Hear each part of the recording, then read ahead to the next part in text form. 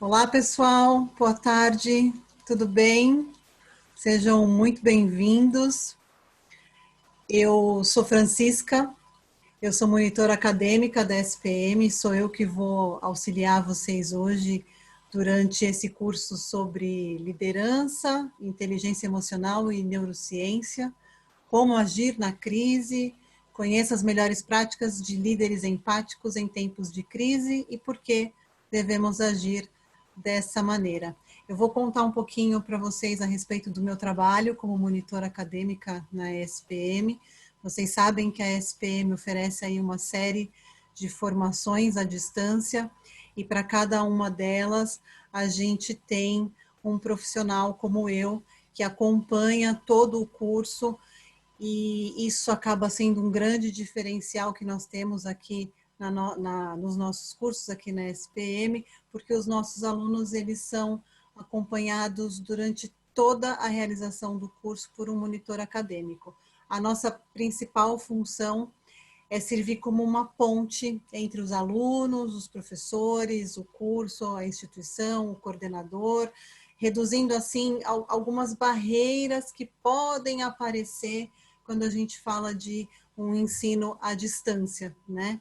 Então, a gente tem tido um resultado muito importante, muito satisfatório em relação à presença do monitor auxiliando os alunos durante o curso, e o nosso objetivo é realmente esse, enquanto monitores, acolher, apoiar e auxiliar vocês para que vocês tenham um ensino de qualidade e que no final tenham aí uma satisfação em relação ao curso, aos aprendizados, à interação com a instituição, enfim.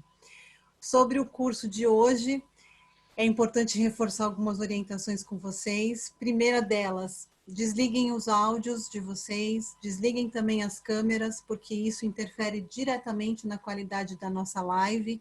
Então, permaneçam aí com microfones e câmeras desligados, ok? Enviem todas as suas dúvidas pelo chat, e aí eu aqui vou compilar essas perguntas, os temas que vocês estão sugerindo para debate, e depois no final eu vou passar para o professor Antônio Carlos e ele vai tentar responder aí o maior número de questões possíveis. A gente vai ter cerca de 20 minutinhos para esclarecer essas dúvidas. Importante lembrar que a equipe de marketing ela vai enviar sim para vocês o link da gravação dessa live de hoje e junto com esse link a declaração de participação de vocês de 2 horas nesse curso. Vocês vão receber esse material no e-mail que vocês usaram para se cadastrar aqui na live, tá? Então aguardem, a gente sabe que está demorando um pouquinho por conta do volume de pessoas que estão participando e por conta do volume também de lives que a gente tem tido, mas aguardem que vocês vão receber sim esse material, tá? A única coisa que não chega para vocês é o material em PDF, a apresentação, os slides que o professor vai compartilhar aqui, mas o certificado, né, a declaração de participação, sim, ela chega junto com o link da gravação também, tá bom? Eu vou passar então agora a palavra para o professor Antônio, que vai conduzir a nossa web hoje, tá? Bom curso para todos vocês. Eu estou por aqui. Dúvidas é só me chamar no chat. Professor, fica à vontade. Bom curso. Boa palestra para todos. Obrigado, Francisca. Obrigado pelo apoio. É fantástico sempre. Com certeza a escola sempre nos dá um apoio maravilhoso. Não é à toa que somos fãs de carteirinha, né? Bom, pessoal, boa tarde. É um prazer estar aqui com vocês. Os nossos pockets têm essa característica, né, de buscarem, dentro das suas temáticas, uma abordagem mais concisa, mais compacta, em torno de 1h40 por aí, tendo mais 20 minutos para perguntas, etc. Eu já deixei meu LinkedIn e no final da apresentação também estará lá. Todo esse material, qualquer material é disponibilizado sem problema, são materiais das nossas aulas, das minhas aulas, das palestras, problema nenhum. Bem como estou sempre à disposição de vocês, de quem achar o tema interessante e importante para a gente discutir.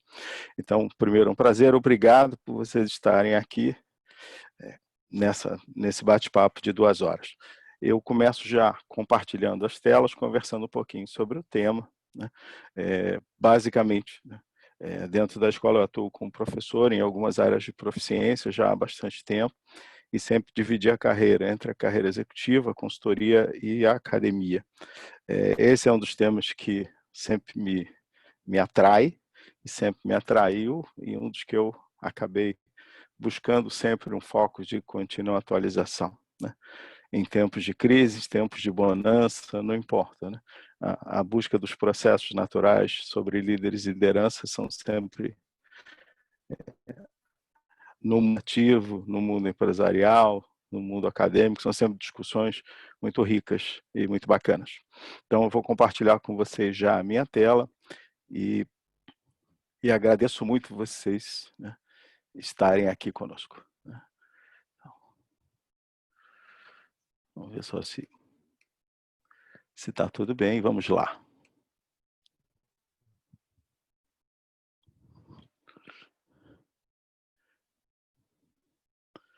Acredito que sim.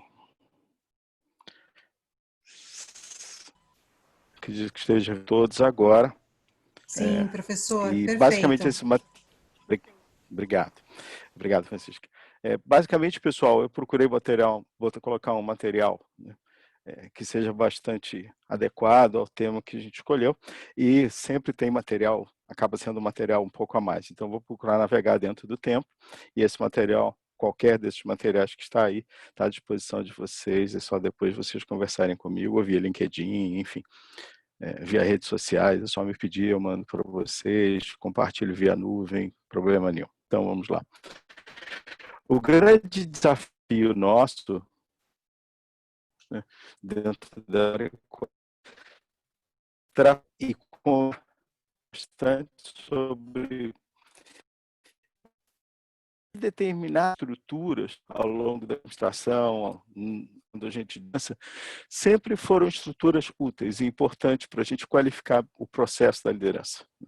A gente acaba sempre olhando também líderes especificamente, mas a liderança transcendendo grandes exemplos, não tão bons exemplos, a liderança ela permeia as discussões da gestão já basicamente há mais de 100 anos, né? Quando a gente começa a conversar sobre os primeiros que falaram sobre isso no início do passado. Então, essa busca do ser socialmente falando, e por isso que a gente fala também em conversa sobre inteligência social e emocional, entender, né, enquanto estruturas dentro de uma sociedade, como é que isso se desenvolve, como é que a gente efetivamente se comporta no contexto de, Professor, né, só um trabalhar. segundinho. Uhum. A sua câmera apareceu travada para alguns aqui dos participantes Tá. e agora para mim também. Travou a câmera? Sim. Então, peraí. Deixa eu refazer, ver se nessa conexão vai ficar melhor. Eu queria pedir mais uma vez para o pessoal que está aqui na sala fechar a câmera e também permanecer com o microfone desligado. Aqui para mim a sua imagem já melhorou, professor, eu já consigo ver você normal. Já melhorou? Queria saber do pessoal aqui no Tá. chat se vocês já conseguem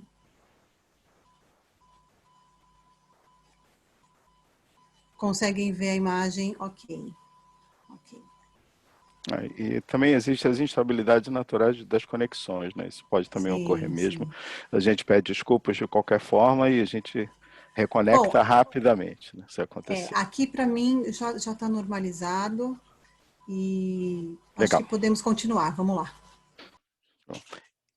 E também, né, fechando um pouco, eu estava falando da inteligência social e emocional, são termos mais novos, né, que Daniel Goleman acabou cunhando no mundo empresarial, no mundo acadêmico, e alguns desses conceitos começaram a ser ratificados também mais à frente um pouquinho, agora a gente falando do ambiente mais próximo, né, desse século, com algumas estruturas que a própria neurociência vem confirmando e vem ratificando. Então, é um arcabouço muito rico, é uma discussão que não vai terminar nunca, a formação, a preparação, né, o lidar com líderes vai ser sempre um grande desafio, né? E o ambiente social, quando em turbulência, como o que vivemos hoje, suscita uma série de análises, né?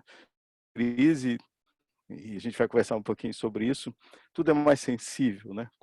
as coisas estão mais delicadas, né? São mais viscerais, nos impactam de uma forma diferente, trabalham, e algumas dessas ações acabam, né, colocando em risco a nossa própria sobrevivência. Então, são desafios que nessa hora se tornam muito maiores e muito mais instigantes conversar sobre isso e entender tudo isso. Então, eu gostaria de começar, né, conversando com vocês sobre alguns contextos, né? Primeiro, algumas frases que sempre me acompanham, né, ao longo da vida, quer pela academia, quer pela leitura como executivo, enfim, pela curiosidade no tema, né? E eu coloquei algumas frases para instigar o nosso pensamento inicial, para a gente conversar, né? A marca de uma inteligência de primeira ordem é a capacidade de ter duas ideias opostas presentes no espírito ao mesmo tempo, por isso funcionar, né? Até agora, sobre moralidade, só sei que o que é moral é o que faz você se sentir bem depois, e o que é imoral é o que faz você se sentir mal depois, né? Mudança é o processo no qual o futuro invade nossas vidas. Eu tive a honra de ser aluno de Alvin Toffler e era uma das coisas que mais ele militava, né? Autor de alguns insights fantásticos, como, né, as grandes transformações da sociedade da informação. Quando não podemos mais mudar uma situação, provavelmente somos desafiados a mudar a nós mesmos, né? Então, eu separei uma parte inicial para a gente conversar, que diz respeito a um pequeno trecho de um livro de um grande amigo, que é o Flávio Ferrari. Esse livro é muito antigo, e ele foi sempre um grande profissional de agências de comunicação, agência de marketing, e ele tem um pequeno texto que eu vou começar conversando sobre ele com vocês. Eu vou ler de forma mais rápida, né, para não tomar tanto tempo do nosso bate-papo, e o texto se chama Prefácio, né?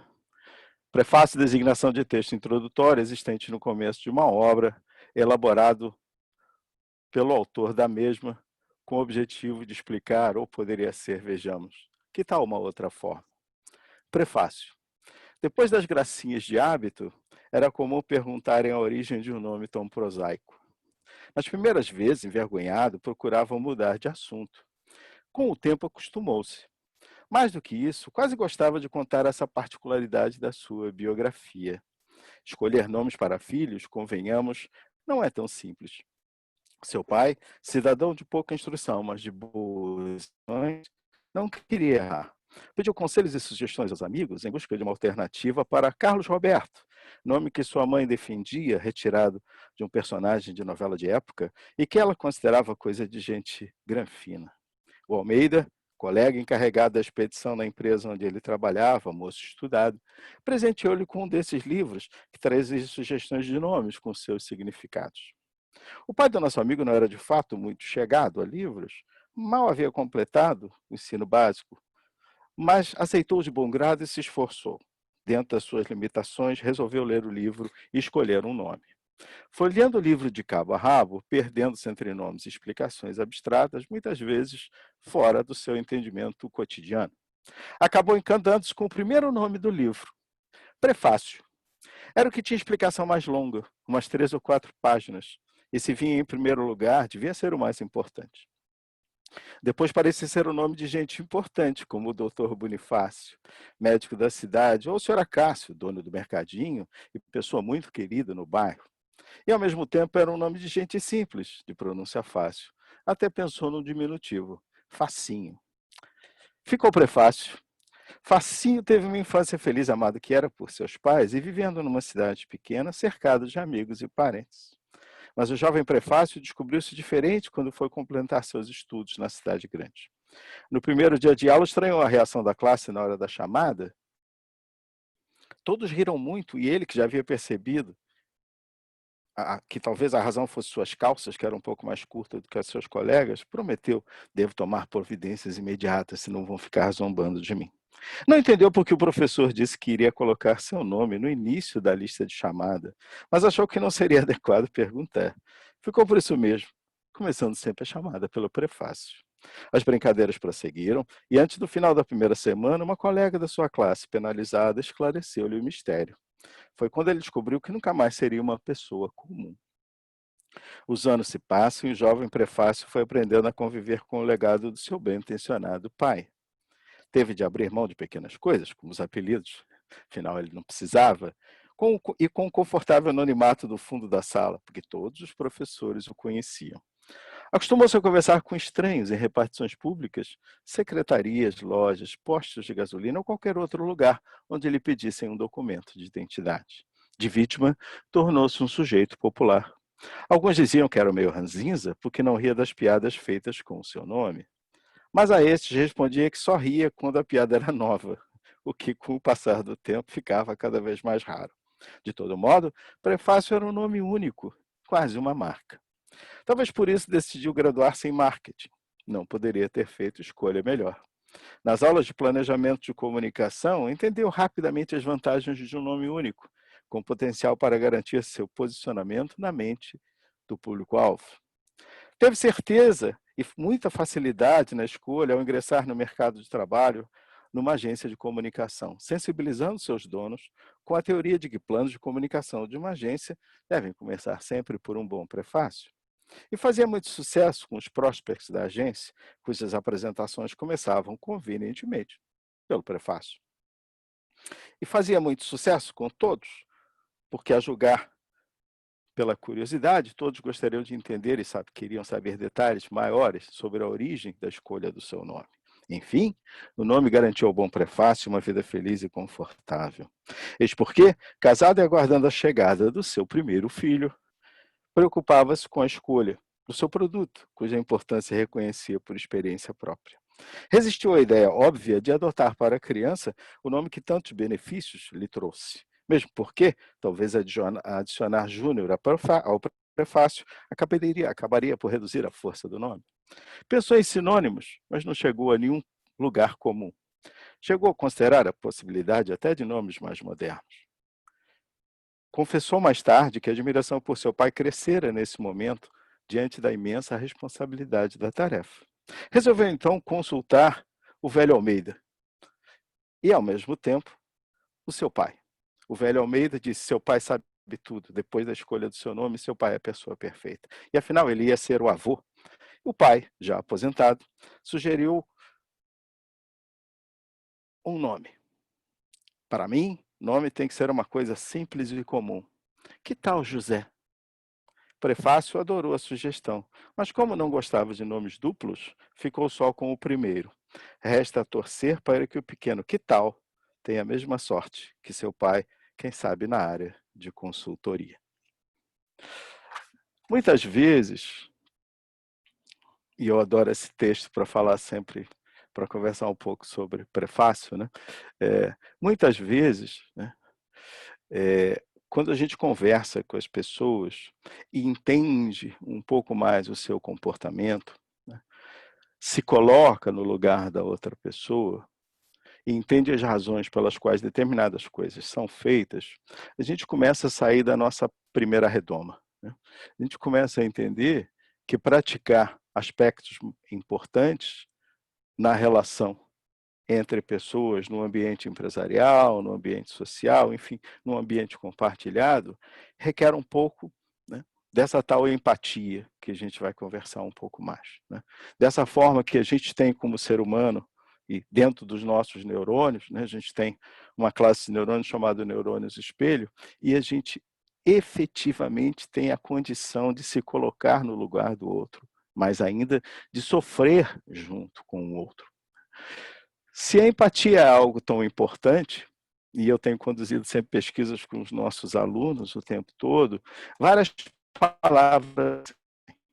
Então, eu gostaria de convidar vocês nesse momento, caso vocês estejam com o seu mobile aí à mão, enfim, de forma rápida, se vocês quiserem entrar nesse site, é um site de pesquisa muito rápido, é um site de um aplicativo chamado Mentimeter. Se vocês quiserem entrar no menti.com, com esse código 247482, vocês rapidamente podem me ajudar colocando duas palavras, né, que justifiquem o conceito de liderança em tempos de crise. E eu coloquei a pergunta e o desafio, se vocês quiserem, ao longo da palestra, né, ir colocando aí. E esse repositório vai aumentando, aumentando, aumentando. Das minhas últimas palestras, resultado, né, de uma sinergia com mais ou menos 200 e poucos alunos, eu restringi e organizei essas palavras mais, vamos dizer assim, mais fortes, mais frequentes, que mais se repetiam, né? Perseverança, transparência, empatia, inteligência colaborativa, unir experiências, afetividade, resiliência, e algumas coisas que a gente herda do ambiente, né? E nesse momento que vivemos, mais ainda, independente das circunstâncias de tantos motores ambientais que nos afetam, como tecnologia, com grandes mudanças no ambiente social, no ambiente empresarial, algumas outras aparecem, né? Como a incerteza que estamos vivendo hoje, a volatilidade de determinados conceitos. O que hoje funciona muito bem, quem sabe daqui a um mês não necessariamente quer. E essa ambiguidade que nós já lidamos como seres humanos e sabemos lidar com ela, também é um motor emocional que nos afeta, porque quando a gente está lidando com tamanha quantidade de incerteza, tamanha volatilidade, enxergar o futuro é mais difícil. E aí a gente entra no contexto de ficar muito dentro da redoma, né? De olhar muito para a gente. E na medida que a gente faz isso, a gente desconecta partes importantes do nosso ser. E é por isso que a gente vai conversar um pouco sobre isso. Então, agradeço quem quiser colocar, né, codificando depois, 247482 no site mentir.com. E eu vou sempre atualizando. E fica aberto, né? Você consegue enxergar os resultados. Bem, basicamente, se dermos uma viajada, recuando no tempo, a partir de momentos mais assim, tranquilos, como os de hoje, discussões de conceitos de liderança que foram acontecendo, né? Num primeiro momento, e eu, bem jovem, estou com 71 com esse corpinho de 39, né? Piada de professor, todo mundo tem que rir, senão não ganha certificado, né? Eu me tornei gestor muito cedo, aos 25 anos. E várias dessas estruturas de trabalhar a gestão, nos preparar para sermos bons gestores, né, desafiar os nossos, né, pressupostos de liderança, acabaram sempre ocorrendo no meu dia a dia e sempre me fascinaram muito, né? Para alguns autores, liderança se define através de traços de personalidade. Para outros, o estilo de comando de cada líder auxilia na sua definição. Já para outros autores, eles acabam definindo o tema baseando-se no ambiente onde essas pessoas estão inseridas. E eu só separei algumas coisas muito rápidas para fazer uma viagem assim de 20, 30 anos, né? Liderança é o processo de dar propósito, direção significativa ao esforço coletivo de provocar o desejo, de despender esse esforço para se atingir um objetivo. Liderança é o que dá a uma organização sua visão, a capacidade para transformar essa visão em realidade. Liderança é a influência pessoal exercida em uma situação e dirigida através de um processo de comunicação, com um sentido do atendimento de algo específico, ou mais de um desafio específico. Em grande parte, a definição de liderança é comum ter a presença de dois elementos-chave, um outro autor dizia. Liderança como um aspecto de grupo, onde os traços de um determinado indivíduo acabam por colocá-lo em evidência. Liderança como influência, baseado na capacidade de um indivíduo de obter seguidores para aquilo que almeja, né? Tem uma palavra, eu tenho uma frase que me foi dita há muitos anos por um velho professor, né, que sempre foi um grande mentor, que já não está mais, mas está na mente comigo sempre, que ele dizia que a arte bacana e bonita da persuasão é fazer algo é fazer com que os outros façam algo que você quer, gostando e sorrindo, né? Então, de alguma maneira, eu tenho que estar em um processo de integração muito grande com o meus liderados, com a minha equipe, com a minha estrutura. Eu tenho que exercer um processo de empatia muito forte. E ao longo dos próximos, né, slides da nossa conversa, a gente vai falar um pouco exatamente sobre isso, né? De como na liderança em tempos de crise que a gente vive agora, determinadas estruturas da gente se sentir apoiado, de nós confiarmos, de nós entendermos que aquela pessoa efetivamente está junto conosco numa mesma direção, são primordiais. Independente não necessariamente de todas as suas capacidades plenas, mas muito mais de um sentido de entrosamento, de estar junto, de viver junto aquilo com você. Então, parte do que eu escolhi para trabalharmos nessa nosso bate-papo do Pocket tem a ver com dois conceitos que se fundiram. a inteligência social e depois a inteligência emocional, né, do Goleman. E alguns slides eu acabei deixando e mantendo, respeitando os conceitos do próprio livro, no texto do próprio livro, mas ao passar por eles, eu vou falar de forma mais rápida, para não ser cansativo, porque alguns slides são de texto, para manter e respeitar o texto original do Goleman. O primeiro conceito para a gente pensar é que empatia é algo que a gente efetivamente tem a capacidade como ser humano, qualquer um. Todos nós temos a mesma capacidade, salvo se a gente tiver um problema efetivo, né? Algo físico, neuronal, algo diferente. Porque senão, basicamente, esse processo empático é algo que nós praticamos desde crianças, né? Quando uma criança chora numa creche, como eu vi as minhas pequenininhas, uma chora, outra chora junto, né? A gente tem essa capacidade de fazer uma conexão emocional muito forte. E isso é extremamente importante. Não é só um mimetismo, não é eu imitar algo, né? Alguns mamíferos chegam a um mimetismo mais forte, mas nós não. Nós efetivamente temos a capacidade de estar no lugar das outras pessoas e sofrer com elas. Basicamente, a empatia a gente acaba dividindo, quando a gente olha pelos aspectos da neurociência, em mais de um. E mais de um detalhamento, mas eu separei dois aqui, né?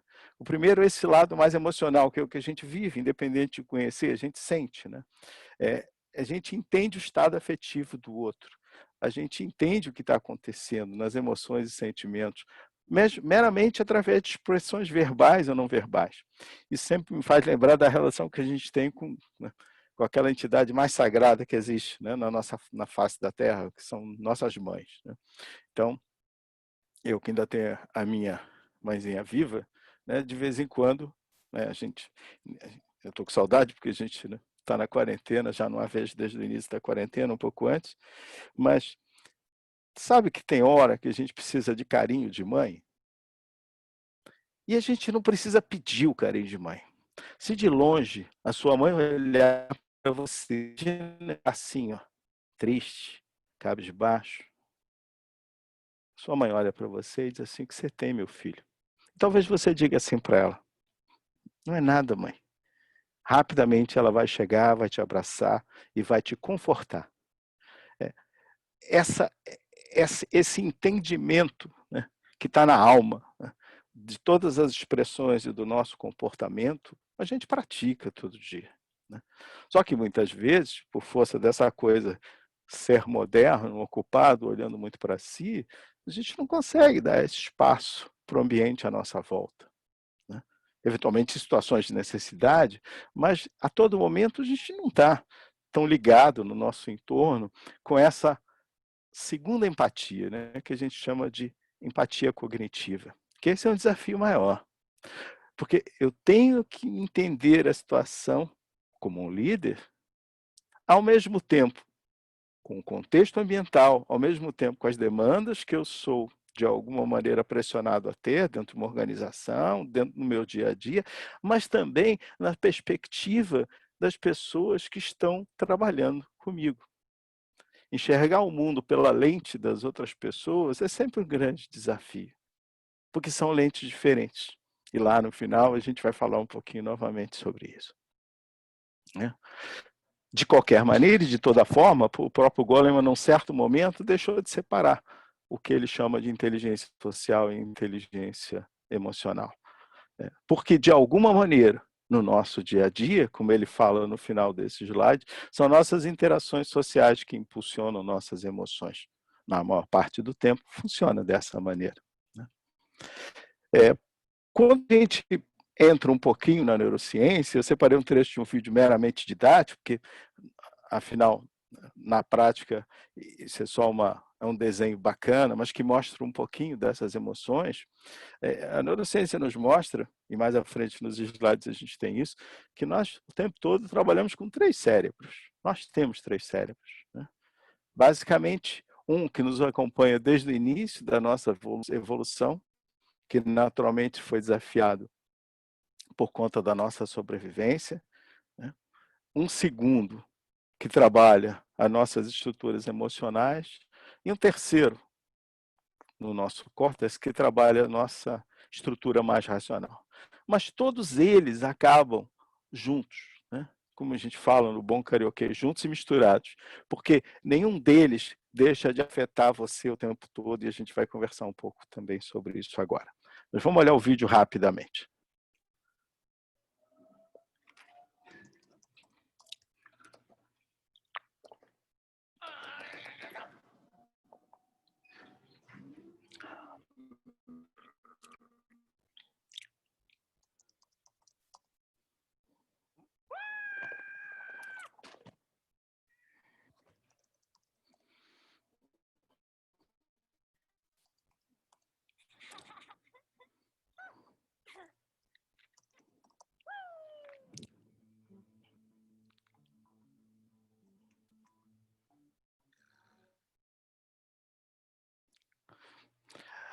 Essa estrutura dos três cérebros, ela está sempre junta.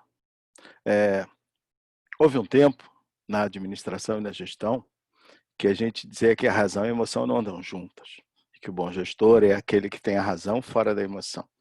Hoje isso está claramente, né, desatualizado, e não praticamos mais assim no dia a dia, quando conversamos com os nossos gestores, no nosso mundo empresarial, quando sempre a gente busca colocar que você é um ser sempre na plenitude. A estrutura de sobrevivência reptiliana não te abandona. Embora sejamos modernos, e parte de todos aqueles desafios e riscos para a nossa sobrevivência deixaram de existir, por exemplo, nesse momento, estão novamente exacerbados. Por quê? Passamos por um risco muito grande da nossa própria vida, né? Num certo momento que é esse que vivemos. O nosso sistema límbico, onde a gente vai trabalhar as nossas emoções, os nossos sentimentos, de alguma forma, ele está com você 24/7 sem parar. Então imagina o seguinte, a gente está aqui confortavelmente, cada um na sua sala, no seu quarto, na sua casa, ligados com o seu headphone, começando a se entrosar com tudo que a gente está conversando. Nas costas de vocês escutam um grande baque, um grande barulho, um estrondo. E esse estrondo estremece vocês. Algo similar quando você, de repente, está desligado no meio da rua, eventualmente fazendo algo que a gente não deve fazer, né? Que é andar olhando o nosso celular, né? Esperando o sinal abrir ou fechar e tal. E, de repente, você escuta uma grande buzinada perto de você e uma freada. E aquilo, como você está, de alguma forma, desligadaço, aquilo te dá um frio na espinha. Nessa hora, o teu sistema límbico e reptiliano estão conversando com você. O teu sangue vai para as áreas centrais do seu corpo para te proteger, vai para as suas áreas nevrálgicas que mantêm a sua sobrevivência, suas extremidades ficam frias e você meio que congela, você para. Você não processa nada racionalmente, enquanto a tua estrutura e o teu corpo não entender se aquilo efetivamente é um risco ou não. Numa situação simples como essa, os teus três cérebros estão conversando. Então, como diz o Goleman, se eu não tenho uma forma de conviver com as minhas estruturas emocionais no ambiente social onde eu sou inserido, como é que eu vou ter a capacidade de alguma maneira, interpretar bem as situações para uma tomada de decisão ao meu redor? Então, um dos primeiros conceitos que faz a gente pensar é liderança em tempos normais já é assim, em tempos de crise mais ainda. Porque as nossas emoções estão à flor da pele. É normal, é humano. O que a gente tem que fazer? Entender que isso é a maior maravilha que o ser humano pode ter, mas é um desafio monumental lidar com isso toda hora. Até porque cada um, imaginando eu liderando a minha equipe, imagina eu, por exemplo, eu trabalho com pessoas, essas pessoas hoje estão completamente isoladas, né? Cada uma na sua realidade, cada um com as suas dificuldades, cada um com as suas necessidades. Então, eu tenho que despender um tempo muito maior. É natural e importante, né? É essencial para entender a realidade que aquelas pessoas estão enfrentando. Por quê? Porque isso afeta o seu processo no dia a dia. Não é por um problema da sua própria competência que você não está fazendo algumas coisas. Às vezes é por conta desses fatores impeditivos. Cada um vai lidar com a incerteza, com a volatilidade, com o risco de uma maneira. Então, em tempos de crise, mais ainda eu, dentro da visão de liderança, tenho que me doar para isso, né? acima de tudo, entender que aquele ambiente, aquele entorno impacta a eficiência do processo todo. Então, o que a neurociência descobriu é que a gente tem um cérebro sociável. Ele é plástico, ele é inexoravelmente, até pelo próprio formato, eu botei esse pequeno desenho, essa plasticidade muda. Então, o nosso cérebro em constante evolução, naturalmente também, na medida em que a gente lida e nos desafiamos a lidar melhor com a nossa estrutura social, a nossa estrutura emocional, né, também nos ajudamos, né? Também fazemos com que isso faça parte do nosso crescimento enquanto seres humanos, né? Toda e qualquer conexão, né, hoje, né, de alguma maneira, a gente consegue mostrar que tudo, né, está junto, né? Você, por exemplo, pode ter um problema de imunidade se a gente tiver um desequilíbrio hormonal, né? A gente pode estar trabalhando num certo momento, num certo ambiente, e só o nosso desequilíbrio dos estados de ansiedade, das nossas emoções, pode desencadear problemas naturais e que o nosso próprio corpo sofra com eles. Então eu separei aqui, né, sempre a visão do que é benéfico e o que é tóxico, né? Alguns já disseram em algum momento, né, que a diferença entre o remédio e o veneno é a dose, né? Então, relacionamentos saudáveis vão ter um impacto benéfico sobre a sua saúde, a passo que outros relacionamentos não. Então, cabe a você, como pessoa e como líder, já que a gente está conectando isso por contexto da liderança, levar isso para o lado positivo, buscar competências e nas competências e habilidades e no comportamento dos seus liderados, junto com o seu, né, fatores que ajudem que essa simbiose fique sempre positiva, fique sempre saudável. É claro que o mundo é cheio de problemas. Podemos estar o tempo todo, né, 100% conectados de forma benéfica, mas se a gente colocar isso na frente, com certeza faz sentido entender que essa conectividade digital, por exemplo, ela é boa e ruim. Eu peguei uma pequena pesquisa para mostrar como exemplo aqui e a atualizei, né? Esse número é um pouquinho maior porque a gente está num momento muito fora da curva, né? A gente está com uma quantidade de conexão digital absurdamente maior, né? Mas se a gente olhar para a gente mesmo, mesmo em tempos de férias, você parece que precisa de uma conexão com o mundo à sua volta. Você está de férias, mas você está ligado no trabalho. Você recebe e-mail, seu celular tem um WhatsApp, né? E nesse ambiente, então, que a gente está em home office o tempo todo, né, fazendo tudo em casa, a gente tem que ter um exercício danado de controle. Por quê? Porque a gente está tendo um processo muito mais estressante conosco, né, do que normalmente já seria, como mostra essa pesquisa, né? Você começa a ficar estressado e liga para o escritório para saber se está tudo bem, né? A outra coisa, e essa é importante, eu queria reforçar novamente, é que a gente tem a capacidade da empatia, né? A gente tem um processo neuronal, né, composto por neurônios de espelho, e esses neurônios efetivamente têm a capacidade, desde pequenos, desde o nascimento, da gente acelerar o aprendizado na medida que assimila e absorve os comportamentos sociais à nossa volta. Isso é um fator extremamente importante, né?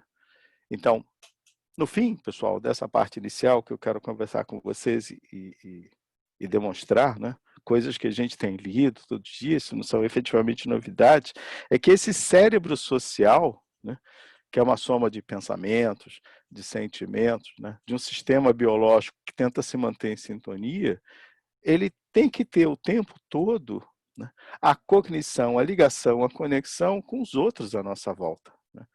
Porque esse aprendizado acelera, né, o nosso crescimento em característica que só o ser humano efetivamente tem, né? O cérebro nunca é igual. Essa plasticidade, essa palavra, né, que a gente usa como metáfora, essa neuroplasticidade, significa que essas experiências repetidas, boas e ruins, através de processos sinápticos, ela de alguma forma vai modelando o nosso cérebro, né? Eu costumo brincar que o hábito é bom até um certo ponto, né? Tem certas coisas que você talvez tenha começado a fazer quando você começou nessa quarentena. Você procurou criar uma rotina, regular uma rotina, se a sua rotina se tornou diferente. Se você já atuava muito em home office, talvez não, mas eu posso, de repente, estar com um filho estudando aqui nessa sala, aqui do meu lado, né, alguém conversando, e eu aqui no computador também tentando dar uma aula. Primeiro, o exercício da convivência. Segundo, o exercício de criar rotinas diferentes, porque eu saía de manhã, pegava meu ônibus, ia para o trabalho, conversava com os meus amigos, fazia uma coisa que eu amo de paixão, né? De socializar com os meus alunos. Não tem coisa mais maravilhosa para mim, né, do que estar com os meus alunos dentro de uma sala de aula. Apesar de eu estar no Zoom com meus alunos, ainda há pouco saí de uma aula, e eu os vejo, converso com eles, é diferente, né? Principalmente se nas sinestesias, como é o meu caso, e quem me conhece sabe disso, gostar de abraçar e conversar com as pessoas, ficar perto delas, né? Se essa estrutura social é assim, como é que eu vou viver 40, 60 dias? Como é que, se eu sou um líder e estou mais acostumado a estar próximo das minhas pessoas, esse é um desafio adicional e grande, né? Em tempos de crise, eu não posso abdicar de fazer isso. Por mais que se torne um pouco mais complicado, era pior antes. A gente tem agora tecnologias bastante razoáveis, mas eu devo o tempo todo lembrar que eu tenho que conversar com pessoas, eu tenho que ligar para elas, eu tenho que abrir meu WhatsApp e dizer assim, como é que você está? Muito embora a gente saiba que parte dessas conexões sociais, nós não estamos falando com amigos propriamente ditos, né? A gente pode ter os amigos e tem, e conversa com eles, mas socialmente falando, como líderes dentro das estruturas, praticar essa inteligência social é importante. A gente tem que conversar e entender a cada momento como cada um está lidando com as suas tarefas, com as metas que em conjunto aquela equipe de alguma forma tem que atingir. Goleman também cita ele criou alguns termos que a gente usa muito hoje em dia, né?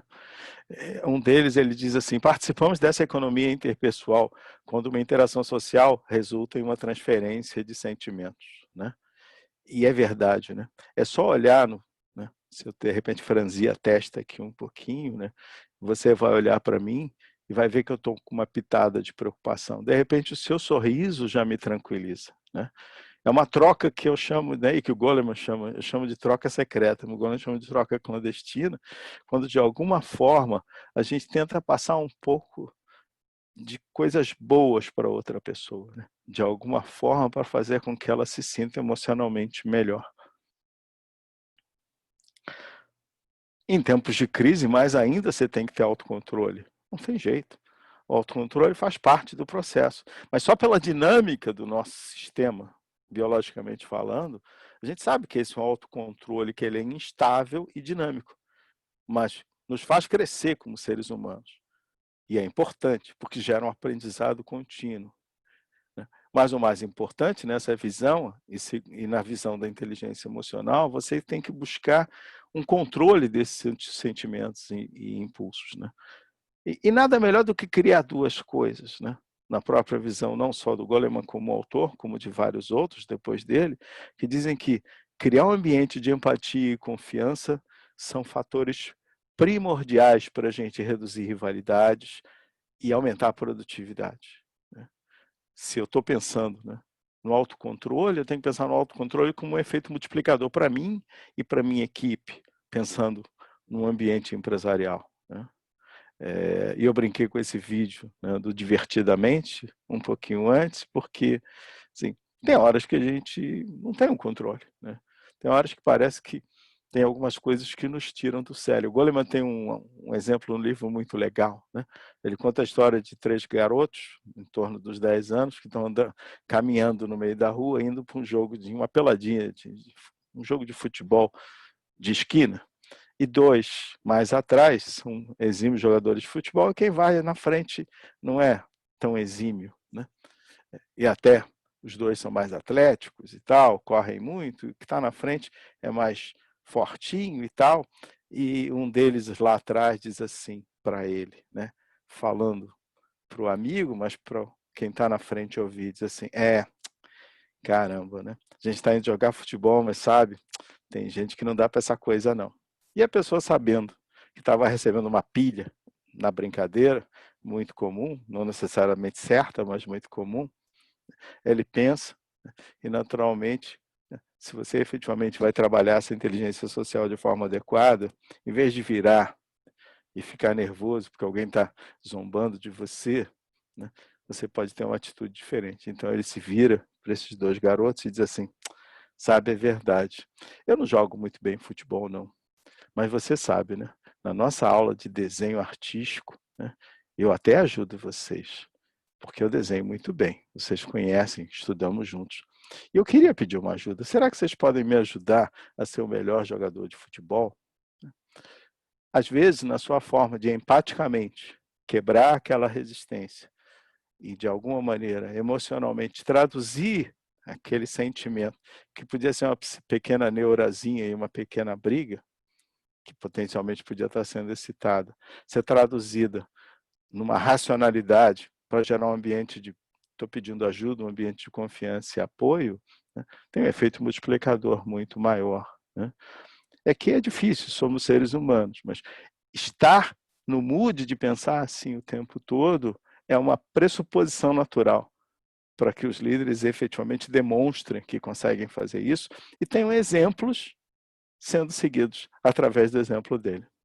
Esse autocontrole emocional acaba levando a gente para um sentido de ponderação. Acaba levando a gente para reduzir um pouco o sentido da impulsividade. Muitas vezes a gente sabe o que vai acontecer, ou a gente acredita muito naquilo, mas isso é não dar às outras pessoas, de repente, a oportunidade de conversar sobre aquilo. Se a gente, de alguma maneira, vai construir um consenso, ou uma possibilidade de uma discussão crítica para um consenso, eu tenho que permitir, dentro do processo, que as pessoas, entre elas, dialoguem. E não, de alguma maneira, como naquela forma clássica, né, dizendo que basicamente você tem o poder, então o poder te dá a alçada da decisão, você já entrar dizendo vamos fazer assim. Até pode, e de repente você estaria até certo. Mas o processo natural, né, de demonstrar emocionalmente, né, que você abre aquele processo através de uma inteligência social para demonstrar às pessoas, né, para demonstrar às pessoas que elas também têm a oportunidade de explicitar e colocar seu ponto de vista, realiza melhor as coisas. Né? Vou pular esse chart aqui.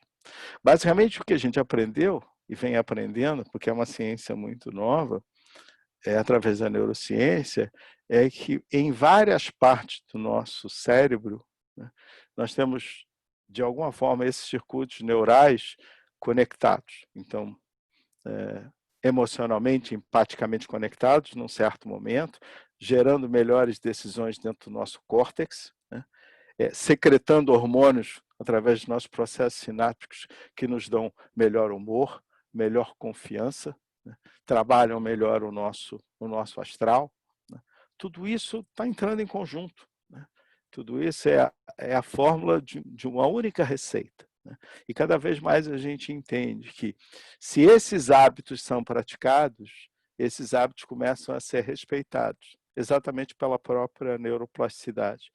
A gente começa a ajustar melhor a nossa forma de comportamento. Né? E, de alguma maneira, a gente começa a ter estruturas que começam a nos recompensar através de alguns hormônios muito conhecidos, tipo dopamina, oxitocina, no sentido de reforçar o nosso processo de recompensa. Então, eu começo a me sentir recompensado porque eu estou fazendo dessa maneira. Né?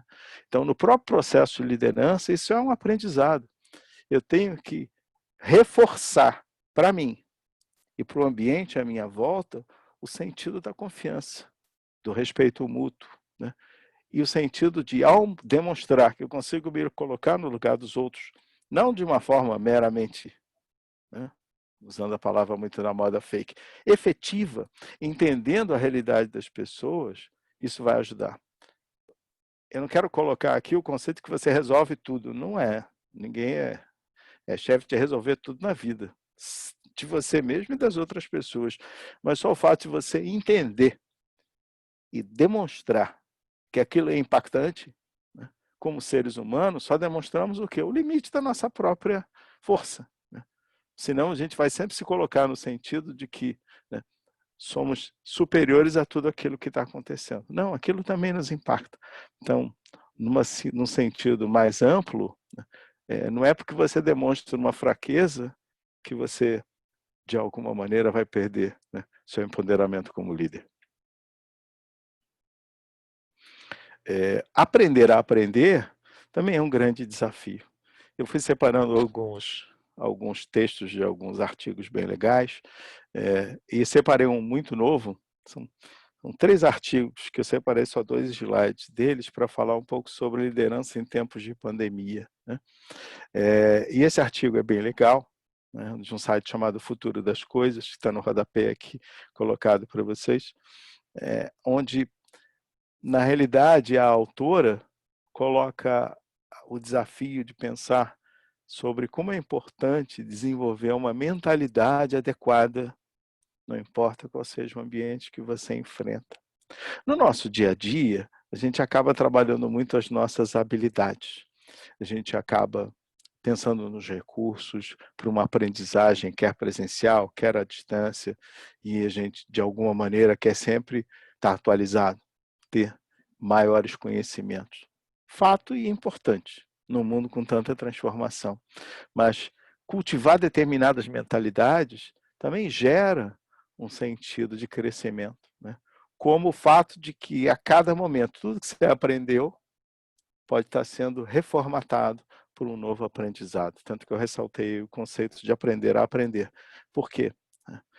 Esse slide que eu estou fazendo agora, que eu posso ter feito por uma aula ontem, eu compartilho com qualquer ser humano na face da Terra, porque assim, a informação que está aí é uma formação de domínio público. A troca entre nós, de alguma maneira, ou comigo e meus alunos na sala de aula, que estarei com eles amanhã, dando aula, é o mais importante, porque é dessa troca que existe uma sinergia, e dessa sinergia eu gero um crescimento no meu processo pessoal.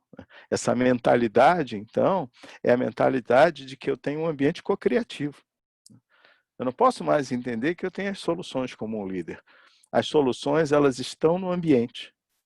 Parte na própria estrutura de uma organização, por exemplo, e na estrutura daquela equipe.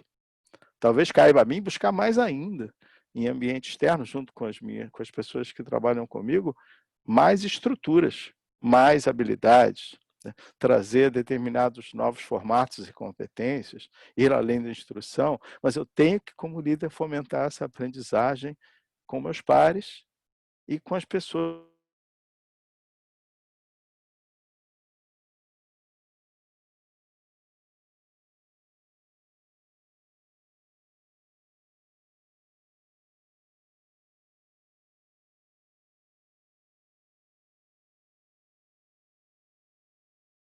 Mas deu uma queda aqui brutal de tudo. Só eu não caí da cadeira, o resto caiu tudo aqui. Mas eu desviei para o plano B aqui, que o outro modo está tudo funcionando novamente. Obrigado. Então, eu já não sei depois da queda o que eu estava falando, mas Só precisa imaginando que compartilhar novamente Isso, eu vou os compartilhar. slides. Acho que você me desativou. Ah, professor, não, espera só um pouquinho, que como você entrou de novo, Você precisa me habilitar novamente. eu preciso te habilitar novamente, é isso mesmo. Pronto, vê se você consegue. Obrigado. Vamos lá, agora vai. Acho que sim. Beleza. Muito obrigado, Francisco. A Paula está aqui falando para a gente que o senhor estava comentando sobre a importância do líder buscar a solução junto com a equipe, dele não ser o único provedor. Exatamente. E esse artigo, né, aliás, é uma menina que escreve muito bem na Forbes. Esse artigo fala exatamente de algumas características em comum dessas 8 grandes líderes que hoje, nas suas geografias, com as suas dificuldades naturais, e são muitas, algumas semelhantes, não importa o país, mas algumas muito típicas da sua cultura, das suas limitações políticas e financeiras e legais, elas conseguem e vêm demonstrando serem grandes exemplos de liderança, acima de tudo, por algumas características. Uma delas é exatamente isso, né? Por mais difícil que seja, a gente sabe que é, a gente sabe que demora também mais quando a gente reage dessa maneira, lidar com todos, dando a oportunidade, de alguma maneira, a que as decisões sejam através de uma aprendizagem coletiva. Então, as líderes que estão citadas aí, e que estão com os nomes, alguns que eu não me arrisco a pronunciar, né, elas estão sendo desafiadas, mas demonstrando dentro do seu processo, como grandes líderes que efetivamente são, que lidar com essa adversidade também implica em praticar essa inteligência social, né? Não sabemos o resultado de todo esse processo, porque não quer dizer que ser assim vai levar você a uma perfeição de resultado, mas ser assim vai nos levar, enquanto pessoas que trabalhamos com essas pessoas, a um sentido de confiança, a um sentido de troca e um sentido de uma relação muito mais empática. Então, não quer dizer que a gente vai chegar ao fim do túnel ilesos, como um amigo meu costuma dizer, mas quer dizer que, com um consenso, a gente confia naquele processo, porque as pessoas o tempo todo vão demonstrando que tem a abertura efetiva, se colocam no lugar de todos, e mesmo que seja uma limitação, como recentemente apareceu o exemplo de uma empresa em Nova York, por conta desse grave problema que está acontecendo, e essa empresa, razoavelmente grande, podia chegar à conclusão de fato a mais comum, normal no ambiente empresarial. Bom, os custos estão muito elevados, qual é a primeira coisa que a gente faz? Vamos cortar as pessoas. E esse CEO virou para o board, para o grupo investidor, e disse assim, não vou demitir as pessoas. Mas como é que você vai fazer? Eu disse assim, vocês confiam em mim, em uma semana eu vou trazer o resultado. Ele precisava gerar, em menos de 2 meses, uma redução de 10 milhões de dólares. Não é uma mega empresa, é uma empresa de porte médio. Ele sentou com todos os funcionários e foi bem franco, olha, eu preciso cortar custos. E eles buscaram a solução em conjunto, né? A redução através de parte das férias coletivas, né? E, independente de qualquer coisa, sem demitir ninguém, eles acharam 20 milhões de dólares no espaço de 2 semanas. E ele voltou ao board e disse, olha, está em seus 10 milhões, tem mais 10 milhões aqui, tem 20 milhões de dólares e nesse momento não vão precisar cortar ninguém.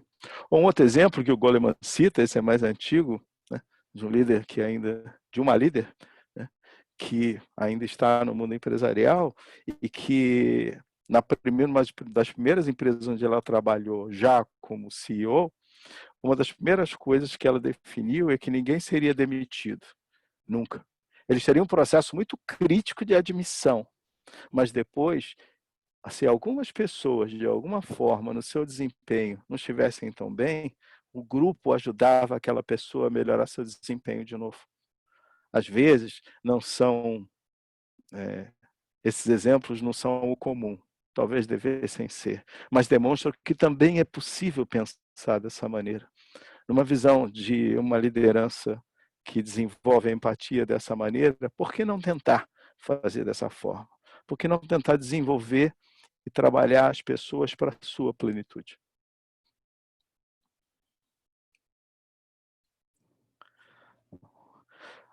Um dos conceitos que caminhou e cresceu nos anos 90, nos anos 80, a liderança situacional era um conceito que a gente praticava muito, mas ela é muito ligada à tarefa, muito ligada ao sentido da produtividade. Os anos 90, que já foram anos de turbulência, né? Do final dos anos 90 em diante, até com o próprio advento da internet, com a tecnologia começando a trazer novas disrupturas, né? A palavra transformação começou a ficar muito em moda, né? E dois autores criaram um conceito super bacana, né, sobre o que a gente vai falar um pouquinho agora, que é o conceito da liderança transformacional, né? Eu não tenho nenhuma dúvida, né, que determinadas pessoas no mundo demonstraram ter tanta capacidade de fazer isso, que eu daria todo o dinheiro do mundo para elas administrarem. Eu não daria problema de pegar Gandhi, aliás, tem um erro no slide, desculpe que apareceu Gandhi ali, e dizer, olha, Gandhi, administre isso aqui para mim. Porque o sentido de inspirar você dentro de um sonho e fazer com que aquele ambiente, mesmo desfavorável, te dê um conforto, sempre foi uma característica deles. Então, não importa que seja as pessoas que de alguma forma têm a capacidade de inspirar você dentro de um sonho, ou transformar ambientes desfavoráveis em ambientes mais confortáveis dentro daquela necessidade, dentro daquela realidade, né, de precariedade, são importantes para demonstrar que essas pessoas, empaticamente, elas estão buscando o que é mais importante dentro da visão da liderança transformacional. Elas te dão um porquê e não um como, né? Eu estou cercado de pessoas à minha volta que vão me dizer como fazer alguma coisa. Mas eu preciso trabalhar antes o sentido de desenvolver o porquê. Porque o sentido de desenvolver esses porquês nos conecta com aquela realidade. E é uma estrutura muito mais potente para a gente, né? Então, 5 coisas dentro da visão da liderança transformacional, hoje, identificadas também naquelas líderes que vocês viram indo agora, estão mais do que, né, atuais. São mais do que importantes, principalmente quando a gente lida com um ambiente de crise tão sério, né? Inspirar uma visão compartilhada. Não tem jeito. Eu tenho que, junto com você, chegar a uma visão e compartilhar. É como se eu botasse você no meu ombro para você enxergar mais do que eu. Porque é isso, né? Eu não tenho a razão e a verdade das coisas, mas você junto comigo vai me fazer enxergar mais longe. A segunda, desafiar esse status quo. Por quê? Porque parte da nossa realidade ela é impeditiva da gente enxergar novas formas de fazer, né? Se você todo dia faz do mesmo jeito, como é que você quer ir para chegar num lugar diferente, né? Então, o desafiar o status quo e tentar entender se existem formas diferentes de agir, né? E através do empoderamento dentro da minha estrutura, dentro da equipe, chegar a um resultado melhor, super necessário. Terceiro, capacitar, capacitar, capacitar. Por quê? Porque não é você que tem a solução para as coisas, essas são as pessoas no seu entorno. Quanto mais as pessoas forem mais competentes no sentido das suas capacidades, das suas habilidades, das suas competências, melhor para você. Mas isso significa também você praticar o exercício de entender que você não é a razão da existência do processo, né?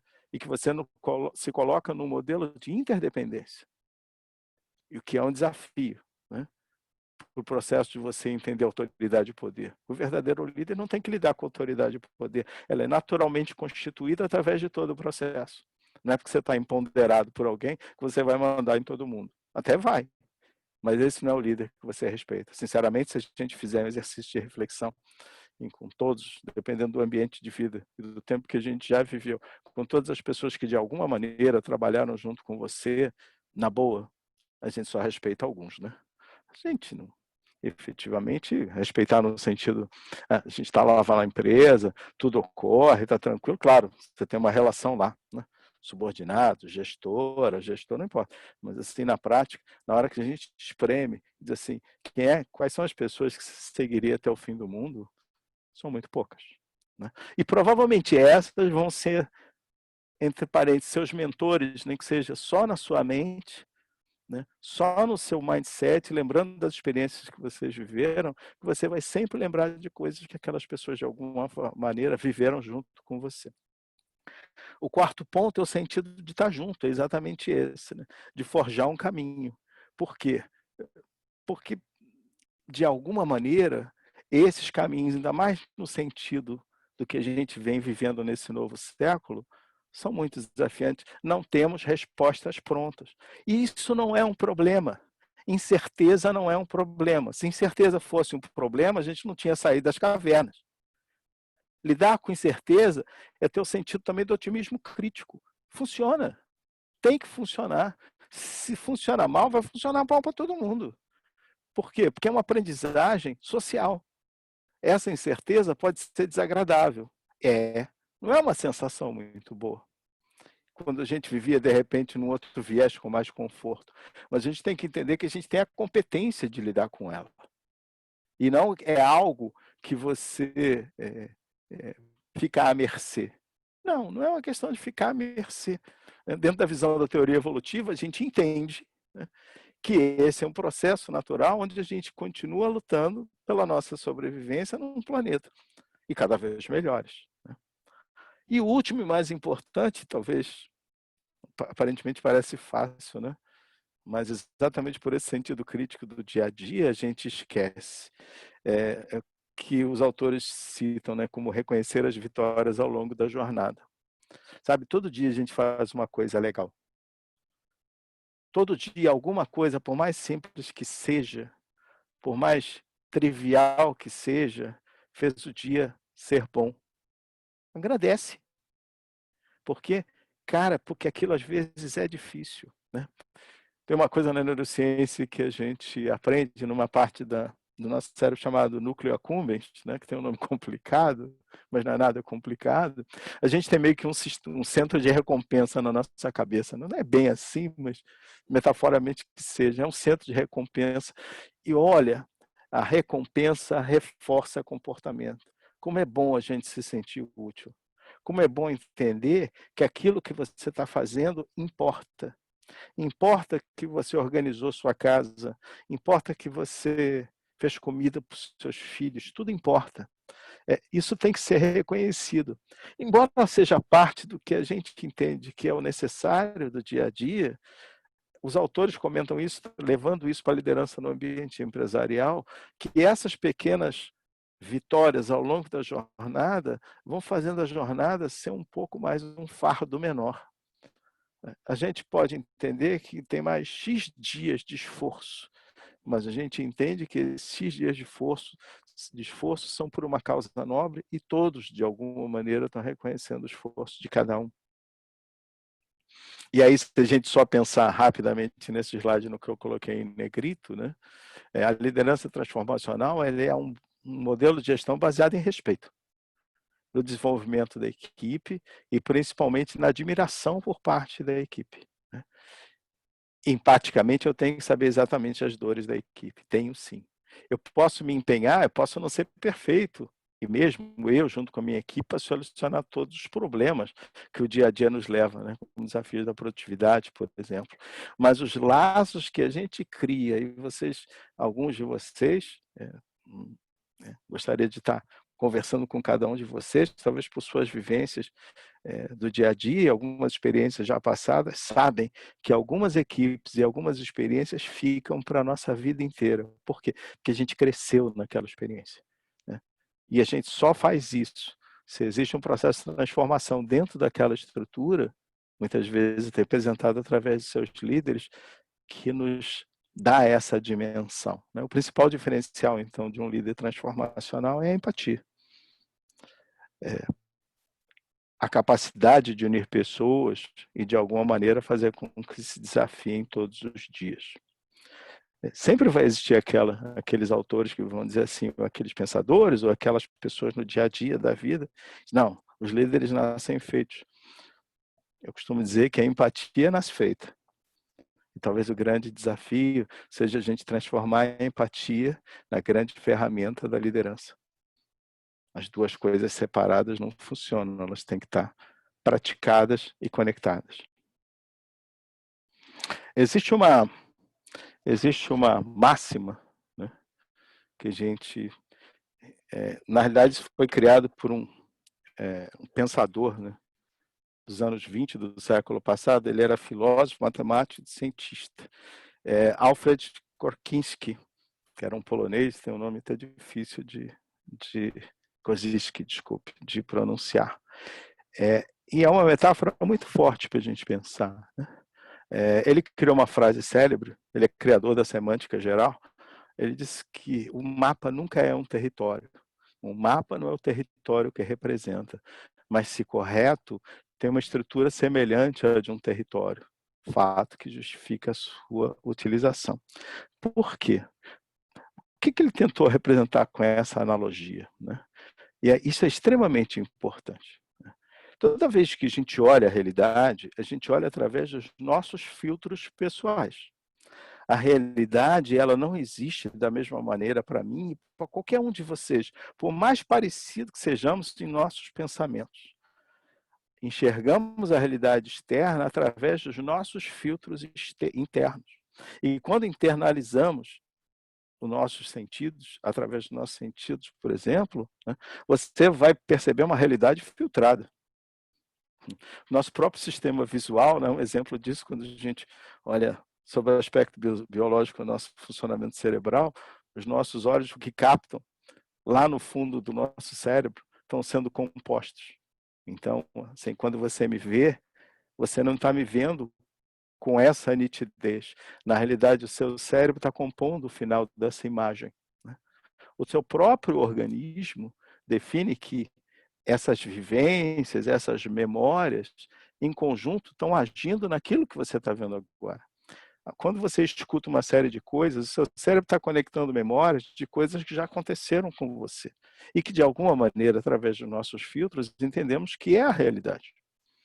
Então, nessa analogia, o que ele quis dizer é que se a gente deixar, né, ter essa porosidade de entender que a nossa realidade não é a realidade do outro, e que o sentido dessa homeostasia é fazer com que, dentro da visão da liderança, que é o tema que a gente está abordando hoje, é fazer com que desse conjunto nasça efetivamente algo maior e melhor para o bem daquela estrutura, é admitir isso. É bem uma história muito antiga, eu sinceramente não sei se é verdade ou não, já me contaram tantas vezes de formas diferentes, que fala que algumas pessoas sobreviventes de um pequeno acidente num pequeno avião, nos Alpes suíços, algumas pessoas no acidente sobrevivem e rapidamente, né, pelo processo de conversa entre eles, decidem que um deles ia descer, né, e tentar chegar ao povoado mais próximo. E tinha lá sua lanterna, tinha lá suas botas, não era um problema de grave sobrevivência em 1, 2 dias, podia ser mais para frente. Tinham alguns mantimentos. E essa pessoa, né, imbuída dessa autoridade pelo grupo, desce, levando um mapa encontrado no avião. Detalhe, nesse avião, infelizmente, o piloto e o copiloto tinham falecido, eram passageiros, e ele desce, essa pessoa desce, e consegue, depois de um dia inteiro de jornada, achar, né, um pequeníssimo povoado. E quando chega, informa o que aconteceu.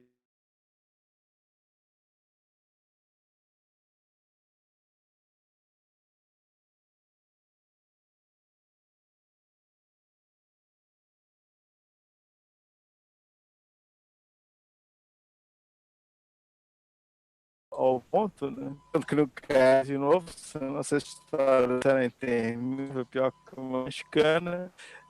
A pessoa diz: olha, eu usei esse mapa aqui. Ah, cara, foi tiro e queda, cara, funcionou. Cheguei aqui, deixa eu ver seu mapa. Aí ela mostrou o mapa.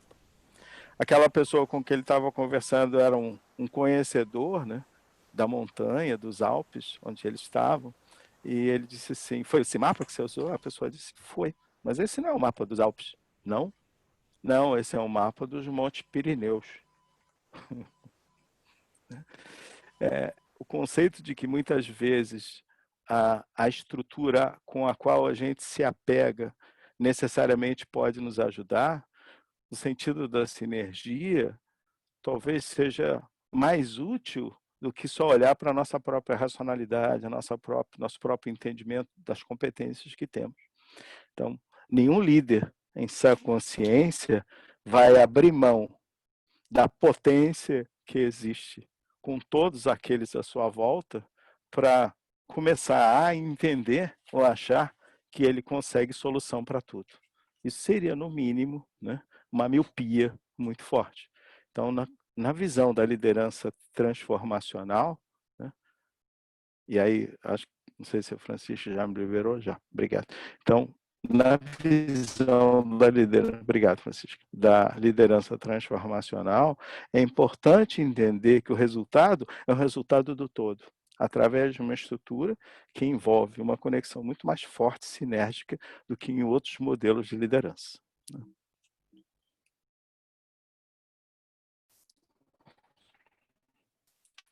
Bem, a ideia principal é conversar com você, foi conversar com vocês para demonstrar primeiro que não faz muito sentido entender quem veio primeiro, o ovo ou a galinha. Um líder é nato.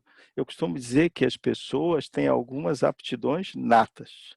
Fica claro, por exemplo, que a gente consegue trabalhar a empatia. A outra coisa, como eu disse Goleman, é ter a capacidade de lidar com a nossa inteligência social e emocional. E a terceira, mais importante, a neurociência nos prova, é que a gente tem a capacidade dessa plástica cerebral de desenvolver isso. Agora, dentro da visão social, nós não somos e estamos separados dentro do contexto.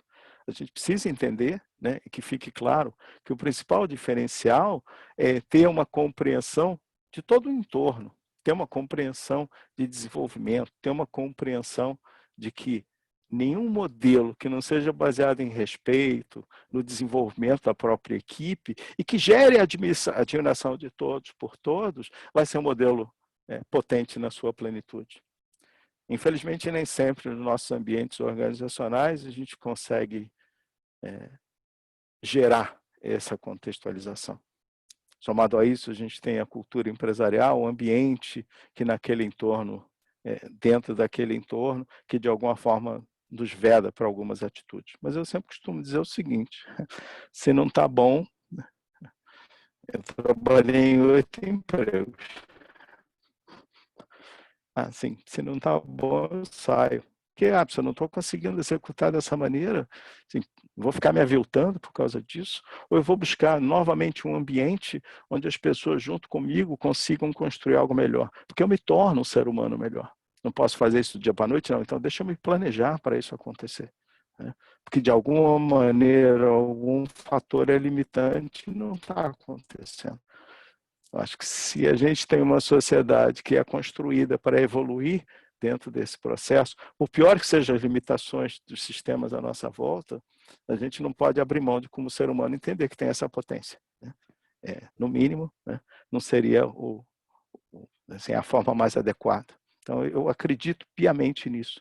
Eu acho que nós, como pessoas, né, que potencialmente, junto com outros, né, estamos em processos de liderança, né, temos que partir do pressuposto que a gente tem a potência como seres humanos, a gente tem a capacidade biológica, fisiológica, e a gente vai ter a oportunidade de aprender com isso.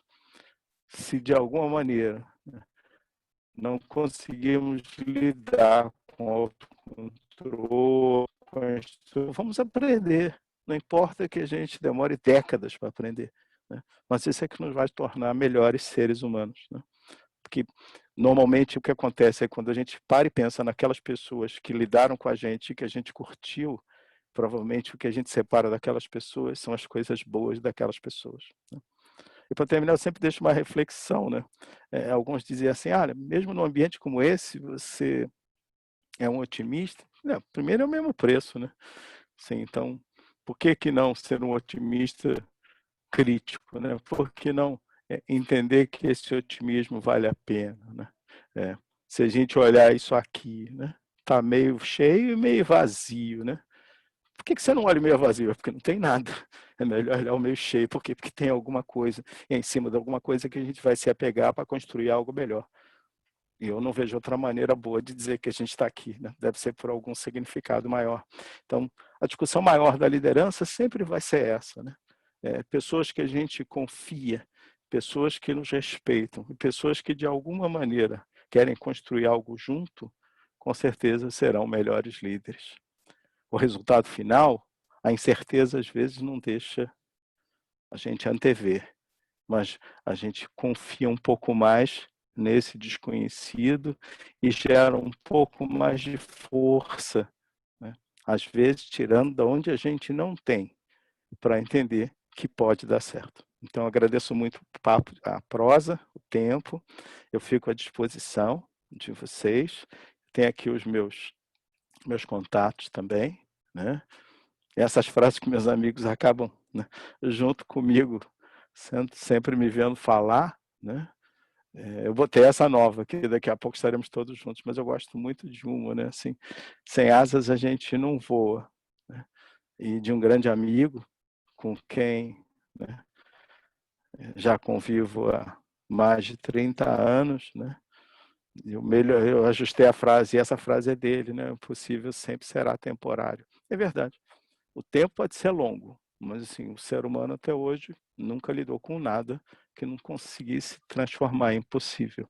Então, se a gente tem essa capacidade, por que a gente vai se enclausurar e se fechar e entender que a gente não pode? Não, a gente pode e a gente consegue, mas a gente consegue como uma estrutura social. Sozinhos, não. Sozinhos a gente perde a grande potência, né, que a própria estrutura, né, que nos colocou aqui nos deu, que é exatamente o sentido de crescer por ter a capacidade de conviver. Daqui a pouco a gente vai estar junto, não tenho dúvida disso, de uma forma ou de outra a gente estará junto, né? E a gente vai aprender a conviver e melhorar mais ainda essa convivência. Se vocês quiserem essa palestra a hora que vocês querem, fiquem à vontade, conversem comigo, vocês têm meus contatos. E aí é só a questão de ajustar agendas no seu ambiente empresarial, com as suas equipes, enfim, como uma troca, como um bate-bola, fique à vontade. Isso também faz parte de um dos cursos da escola, da SPM, na parte de educação continuada, um curso de maior duração. Espero que vocês tenham curtido e eu fico à disposição agora com a ajuda da Francisca para as nossas perguntas. Obrigado, pessoal. Ok, muito obrigada, professor. Eu tenho aqui, sim, algumas perguntas, né? Não muitas, algumas eu acredito que você já tenha respondido aí ao longo da palestra toda. Tem a Renata, ela pergunta, Renata Kapitansky, talvez, eu não sei se é assim que fala, Renata, seu sobrenome. Ela diz o seguinte: observar as particularidades de cada indivíduo de uma equipe e achar recursos para motivá-los. A respeito disso, ela pergunta: ver a equipe pelo macro e trabalhar com o micro, principalmente com a geração Z, seria uma maneira de uma boa liderança, principalmente em momentos como esse de crise? Olha, obrigado, Francisco. Essa pergunta é ótima, né? Eu costumo dizer que eu sou um privilegiado. Semana passada, na sexta-feira, com um bando de telinhas de Zoom, de microtelinhas, Larissa foi minha filha mais nova, Nicole vai fazer daqui a 2 semanas, 23 anos, Larissa fez 21 anos. Né? E eu, por conta da atividade que eu amo muito, que é dar aula, né, ser professor, e por conta também da oportunidade que as universidades com que eu trabalho, principalmente a SPM, sempre me proporcionaram, eu tive a oportunidade de, durante os últimos 15 anos, conviver pessoas da idade das minhas filhas. Né? E conviver com os millennials todos os anos como millennials. E, e nomes à parte, identificações à parte, de comportamento, de geração, etc. Cada geração que vem, e se olhar, né, que eu estou há 30 anos, independente da carreira executiva, na academia, como professor, cada geração que vem mais potente. Né? Cada geração que vem com mais recursos, ou encontra mais recursos no seu entorno, no seu ambiente. Cabe a nós, né, potencializar isso em conjunto com eles. Mas eu, por exemplo, me sinto muito feliz, né, de poder ter oportunidade de várias noites, vários dias da minha vida ao longo desse tempo todo conviver com eles. Porque é um aprendizado absurdo. Né? Eu costumo dizer que eu já estou pegando no tranco, né? Mas o aprendizado que eu tenho com eles é maravilhoso. Né? E eles, assim como a próxima geração, eu costumo brincar, né, às vezes com os meus alunos da graduação lá da SPM, me perguntam assim, quem está com 18, 19, 20 anos, você tem um irmãozinho de 10, 11, uma irmãzinha de 11 anos, 8 anos, 9 anos? Tem, professor. E aí? Pô, eles são mais velozes que a gente, né? Eles aprendem mais rápido, né? Pô, que bacana, né? Então, assim, é natural da própria evolução, da própria conjuntura de ambientação onde a gente está, né, no planeta, e naturalmente pela própria neuroplasticidade que a gente tem. Então, é de se entender, sim, que a cada geração que vem, né, se a gente consegue lidar com essa potência e traduzir essa potência em crescimento e aprendizagem, é mais gostoso, né? Então, eu, por exemplo, né, sou suspeito, porque amo, né, estar dentro de sala com os meus alunos, mas para mim é algo inebriante, né? Estar com eles é algo que me faz crescer todos os dias. Claro que estar com os meus amigos da minha idade também, as experiências são maravilhosas, mas essa troca entre gerações é fantástica.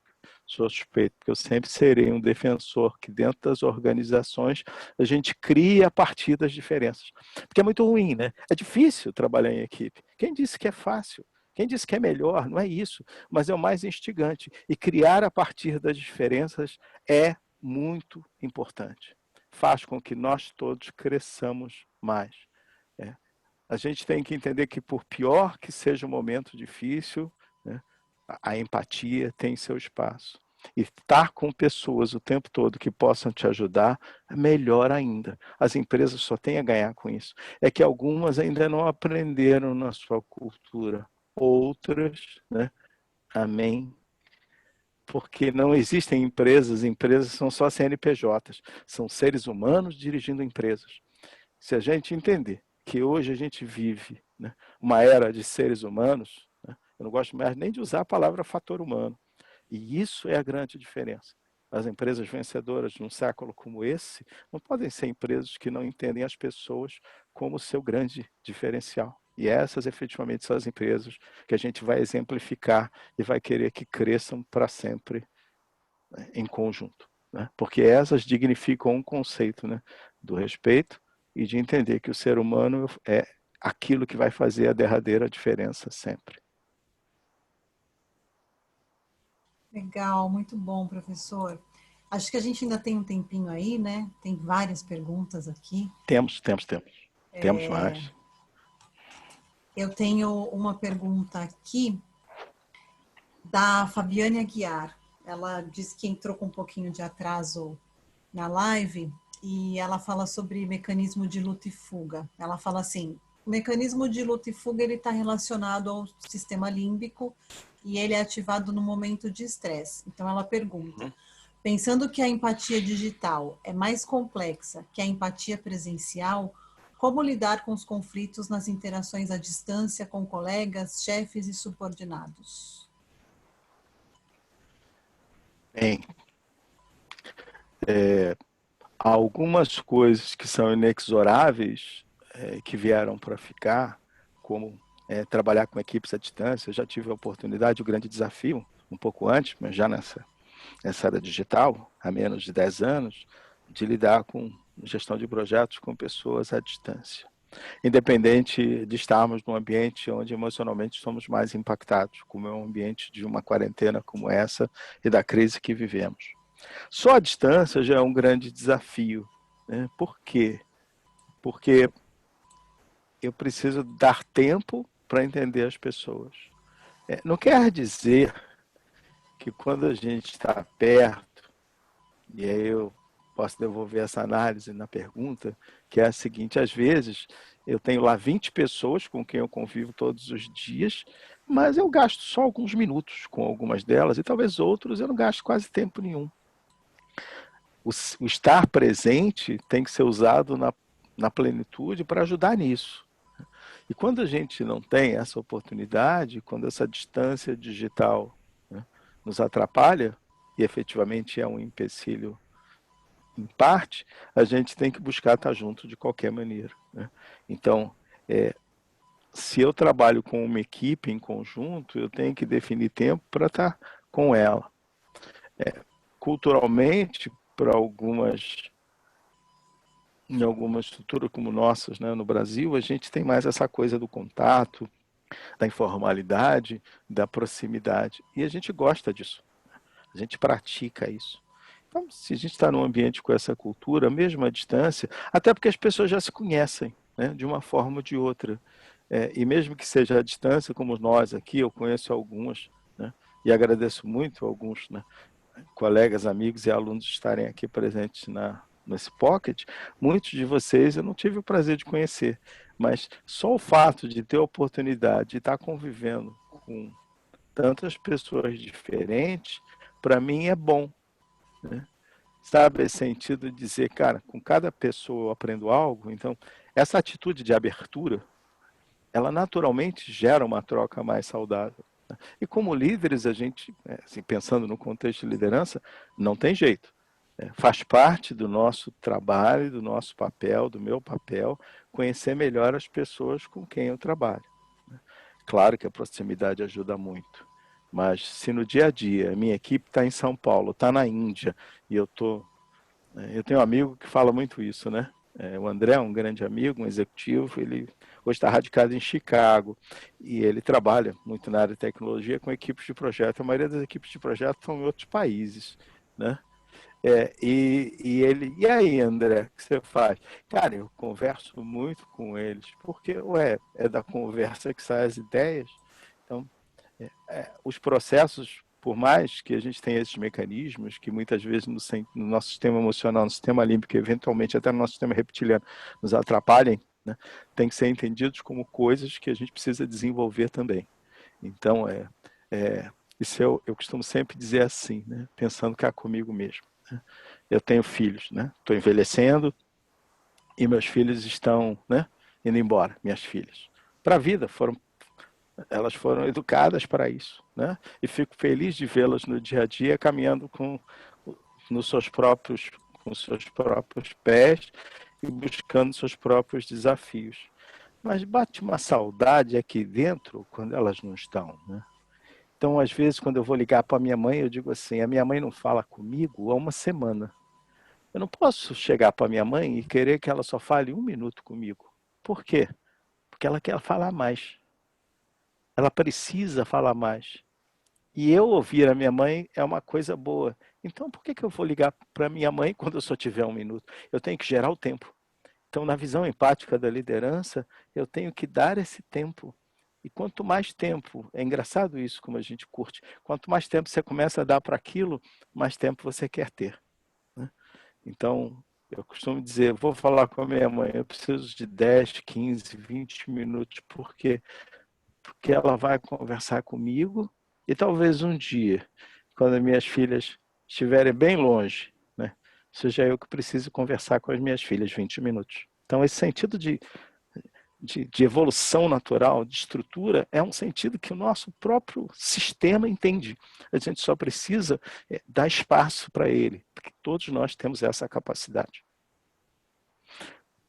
A outra coisa é, a cada geração que vem, ela tem um estilo de ser. Só para terminar a parte da pergunta, né? E porque ela tem um estilo de ser, assim, eu com um bom amigo da minha idade, ele vai, assim, no nosso relacionamento, eu vou receber um puxão de orelha de um jeito, né? Se eu não estiver fazendo alguma coisa certa. O que eu entendo como certa. Lembra dos filtros, que os mapas não são territórios? E a cada geração que vem, ela vem de um jeito, né? E com certeza, né? Mesmo que você esteja com a razão e aquilo que você vai falar está correto, me colocar no lugar da outra pessoa para entender como ela vai receber isso, né? É um desafio. Né? E não é fácil, a cada geração mudam as regras, mudam o comportamento, mas eu acho que o ambiente colaborativo e dá um pouco a oportunidade da aprendizagem, do erro como conceito de evolução e tudo mais, nos permite entender que essa abertura é necessária. Às vezes a gente quer, no afã de ajudar as pessoas, evitar que elas errem. E esse vai ser sempre um grande paradoxo, né? Ou, de repente, né? Essa é uma... Assim, quando a gente olha para a natureza, algumas reações no mundo animal nos fazem sempre pensar, né? A águia sempre tem o seu ninho num ambiente muito alto, né? Extremamente alto. O ninho de águia é um negócio extremamente alto. Né? E normalmente o filhotinho, os filhotes, tem que aprender a voar, né? Você fica imaginando lá de cima, o filhotinho começa a descer, né?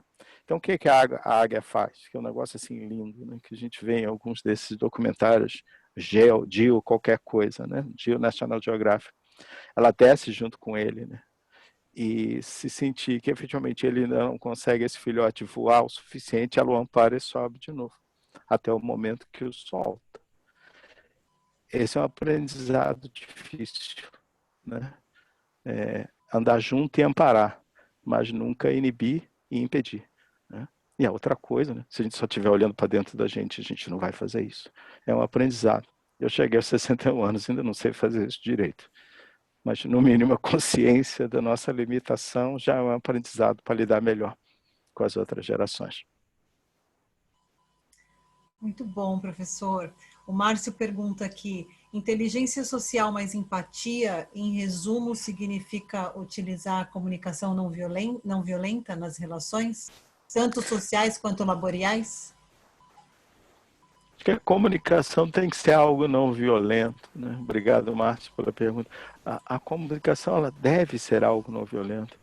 Se tem alguma coisa que a gente faz e que ainda é precária, desde que a gente está na face da Terra, é a comunicação, né? Eu sempre lembro de uma das coisas mais clássicas que me ensinaram quando eu comecei a estudar comunicação no início dos anos 90 na SPM, que era o conceito de estudar ler alguns autores como Marshall McLuhan, né? A comunicação é algo extremamente potente.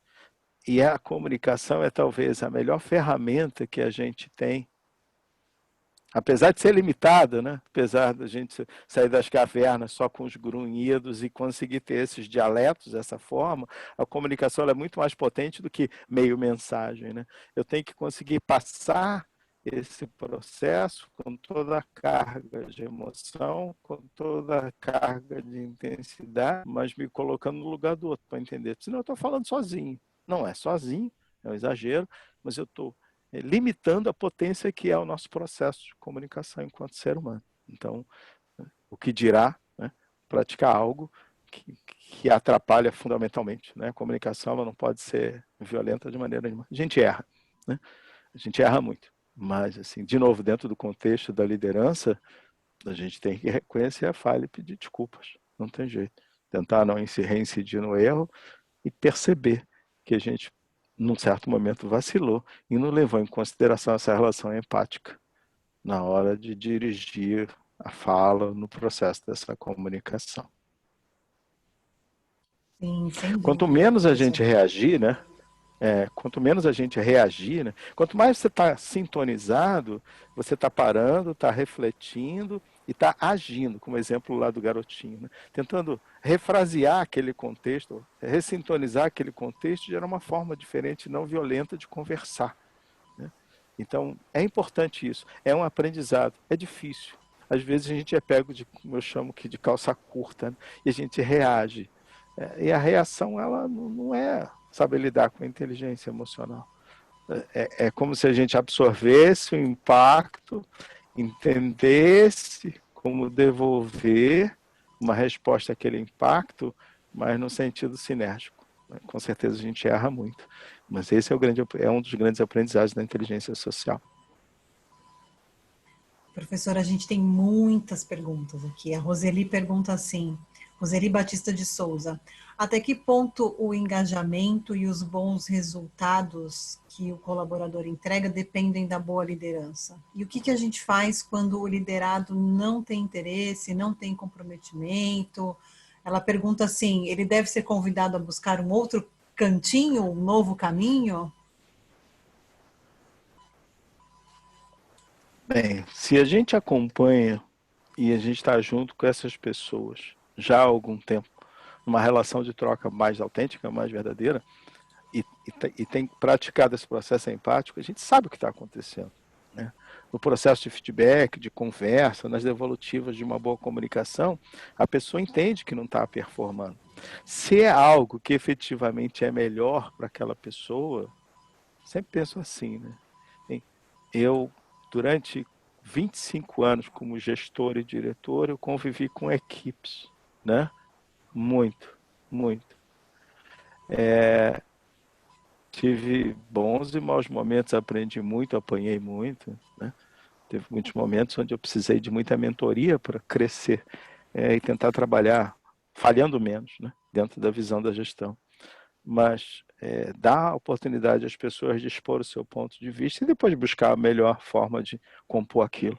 Porque, eventualmente, algumas coisas que estavam boas, eu mesmo, né, como funcionário de alguém, né, como liderado de alguém, em algum momento aquilo era bom para mim e 2 anos depois talvez não seja mais. Por quê? Por várias razões. Às vezes, corporativamente, a gente não tem muita condição de abertura, mas quando a gente tem, dentro da estrutura, um bom líder que conversa e que entende isso, alguma solução ela vai acontecer. Isso é um problema de desempenho. E esse problema está claro, está qualificado, e não é nenhuma surpresa, a própria pessoa já entende e vai trabalhar as suas expectativas. Mas nem por isso eu vou deixar de ajudá-la a buscar um lugar melhor. Né? Por quê?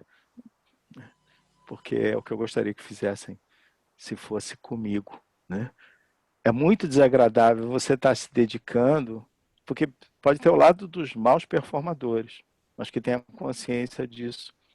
Tem outros que não têm tanta consciência. Então, o processo todo nosso no dia a dia, né?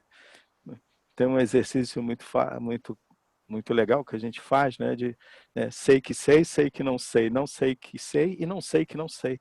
Eu sempre vou ter uma janela de coisas que eu não sei que não sei. As pessoas têm que me ajudar, porque eu não tenho a mínima noção do que está acontecendo. Outras, no sentido das minhas competências, eu não sei que tem a potência. Então, esse lado do não sei que sei, não sei que não sei, o líder pode ajudar muito. Por quê? Porque é um papel dele. Eu diria que é um papel dentro da equipe que é parte dele. A equipe pode ajudar, mas é uma função dele também. E muitas vezes, então, se isso já aconteceu e está tudo bem, eu vou ajudar essa pessoa a estar no lugar melhor. Eu posso estar passando por uma variável macroambiental enorme como essa, e a gente vai ter uma crise, tem problemas na economia, e a empresa onde eu trabalho pode dizer que amanhã não precisa de mim. Eu entendo isso, eu posso reagir de várias maneiras a isso, mas eu gostaria que quem conversasse comigo fosse empático comigo, e não meramente dissesse porque é. Por quê? Porque enquanto você está ali, você está fazendo diferença. E talvez num outro lugar mais à frente, né, eu costumo brincar que o mundo é redondo e pequeno, aquela pessoa pode vir a precisar de você. Então, assim, se é um bom círculo do bem, eu posso nem precisar e desejar que nunca precise, mas está ajudando como um todo a esse processo enérgico ser crescente à sua volta, nunca vai te atrapalhar, só vai te ajudar. Muito bom, professor. O Rômulo Menezes pergunta: como que fica o tratamento da equipe quando existem lideranças que são ameaçadoras ou rebeldes? E como é que a gente faz para lidar com a competição no mundo do trabalho que cresce exponencialmente e a gente tem aí objetivos, metas? Como é que supera esse estresse em relação ao lucro e as questões da liderança? O capitalismo está aí com todas as suas virtudes e defeitos, né? Eu diria que muitas vezes mais defeitos que outra coisa. E a gente convive tendo metas, dificuldades, pressão no dia a dia, e muitas vezes não conseguindo realizar, né? Isso é inexorável, não tem jeito. Mas eu sempre vou dizer que CNPJs não existem. É uma grande invenção de 2 séculos atrás. Empresas não existem, existem pessoas que criam estruturas que se tornam empresas. E efetivamente, talvez algumas delas sejam muito delicadas e façam a gente perder dias, meses, anos, sofrendo com um pouco de insônia, né? Às vezes a gente tem a limitação de não ter outro lugar, mas eu diria que a gente nunca vai ter a limitação de não pensar em buscar outros melhores lugares, né? E nem, assim, não sou o melhor exemplo para isso, mas eu já tive que mudar algumas vezes de lugar. Por quê? Sim, porque não tinha solução, porque aquele ambiente ali não ia mudar, né? Então, assim, se eu fizer um acordo comigo mesmo, dizendo eu tenho que aturar isso por um tempo e depois não terei mais, né? Pode ser até uma válvula de escape para trabalhar a minha própria ansiedade, né? Porque essas coisas, de alguma maneira, podem afetar você fisiologicamente, o que não é nada bom, né? E no fim, né, a gente entender que é uma peça de engrenagem, como Chaplin em tempos modernos, não é nada agradável, porque, vem outro alguém, te substitui, está tudo certo. A gente nunca vai ser superior ao sistema, mas a gente tem que buscar não ser dependente dele com tanta força, até por um sentido de sobrevivência, porque a gente é que precisa sobreviver, né? A empresa está lá, mas é uma estrutura que de alguma forma vai viver independente de nós, né? Esse é um grande desafio do ser humano moderno, né? A gente precisa lidar com a dificuldade, com a limitação empresarial, com as estruturas culturais, com o egocentrismo das pessoas, né? É difícil, né? Se você tem uma pessoa, né, que passa em frente ao espelho e diz eu me amo, costumo brincar, né? Com alto nível de narcisismo, como é que faz para essa pessoa, né, efetivamente praticar empatia com você? Não vai entender. Ela não vai fazer, ela até tem a potência, mas ela não está dando espaço para os outros, né? E, empresarialmente, às vezes, é um desafio inexequível, né? Mas o que a gente pode fazer é tentar se afastar um pouquinho dessas minorias, né? Eu sempre vou chamar de minorias, eu sempre vou entender que o mundo tem mais pessoas boas do que as minorias não boas. Não vou chamar de ruins, que as minorias não boas. Algumas ainda aprendem. A gente também tem falhas, mas de alguma maneira a gente já entende no sentido lato algumas coisas que nos atrapalham mais. Pode demorar um pouco, mas a gente pode reformatar essa coisa e fazer de novo, né? Dependendo de como a gente. E aí é um exemplo muito meu, né? Assim, da minha origem, especificamente, e de algumas metáforas que eu tenho comigo, né? Ensinadas pelo meu falecido pai. Sim, altos e baixos você vai ter, não tem jeito. Você vai ter que aprender a lidar com eles. A gente não consegue evitar, eles vão ocorrer, mas o mais importante é a sua atitude perante eles. Esses baixos vão ocorrer, quer por sua própria ação, quer por ações que você não teve a mínima culpa. Mas com certeza a gente tem que ter uma postura positiva perante eles. Eles vão acontecer e para alguns deles, a gente pode não ter visionado adequadamente e não estar preparado para eles. Mas a gente tem que conseguir sobreviver, né? Viver sempre vai valer a pena. Muito bom, professor. Acho que para terminar, tem várias pessoas perguntando assim, em termos de dica, né? Então, que práticas são recomendadas para que a gente tenha um maior controle emocional, principalmente nesses tempos de crise?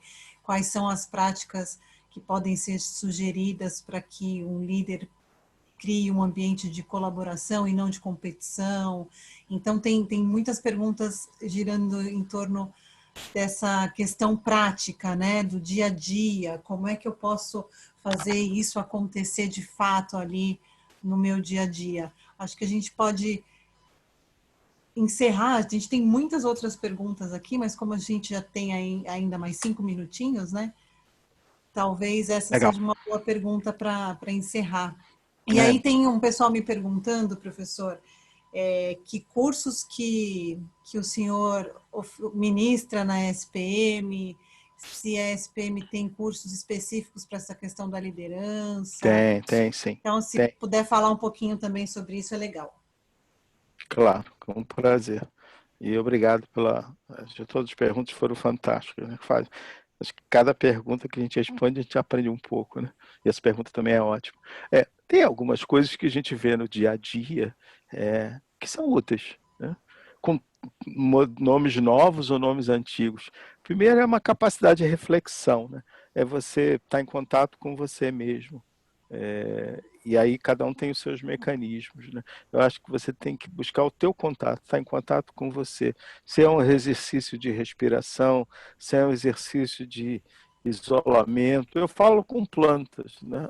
Tá maluco? Não, eu vou lá, eu moro numa casa e de vez em quando eu fico tentando aprender a fazer uns negócios que eu erro e acerto. E tal. E eu estou lá falando com a planta, eu estou lá conversando com o meu cachorro, que é o feijão, eu estou lá fazendo uma troca de alguma maneira. Acho que tem que existir exercícios que efetivamente sejam exercícios de você entrar em contato com você mesmo, com as ferramentas. Eu, por muitos anos, fui maratonista, era uma forma de manter o meu corpinho, mas com 60 anos, eu tenho, eu tenho uns ossinhos aqui meio lesados, eu não posso mais, mas quando eu corria, eu entrava em contato comigo mesmo, sabe? Quando dá um vazio tão grande que você consegue meio que dar uma esvaziada completa e respirar de novo, e isso era um equilíbrio para a minha energia, porque é do meu biorritmo. Eu gero uma energia absurda a todo momento. Assim, eu sempre estou com pilha para alguma coisa e gosto até dessa pilha, mas assim, tem que controlar essa descarga de energia.